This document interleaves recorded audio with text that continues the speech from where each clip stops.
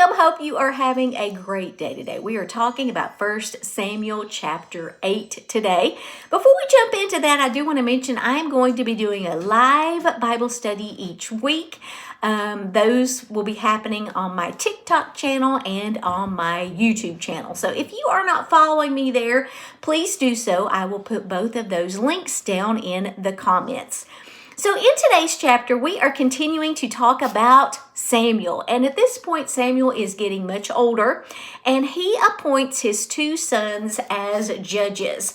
The issue with this is that the two sons are actually crooked, and the people are upset about the things that they are doing. They come to Samuel and they say, Samuel, can you go to God and see if we can just have a king ruling over us? We think that would be the best case scenario if we just have a king who is in charge. So Samuel goes to God about this, and God says, look, I can give the Israelites a king, but here are the negatives. Will you go back and explain to them the negatives of having a king? So Samuel does that. And the Israelites, being as stiff-necked and stubborn as we know they are, said no. We still, despite the negatives, want a king. So the footnote that I want to share with you today actually comes from verses 19 and 20, and it says, Israel was called to be a holy nation, separate from and unique among all others. The Israelites' motive in asking for a king was to be like the nations around them. This was in total opposition to God's original plan. Their reasons for wanting a king were wrong and demonstrated a lack of faith. Often we let others' values and actions dictate our attitudes and behavior.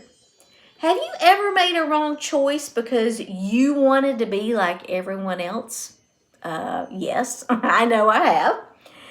The values of your friends or heroes might pull you away from God, and what he says is right.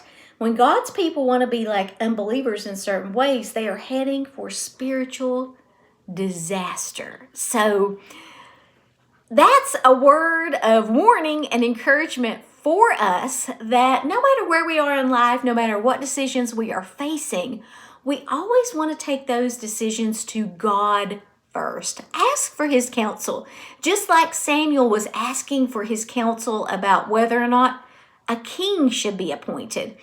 Then the hard part is listening, obeying where God leads us instead of just following what everyone else is doing. Thank you so much for watching today. Have a great rest of your day.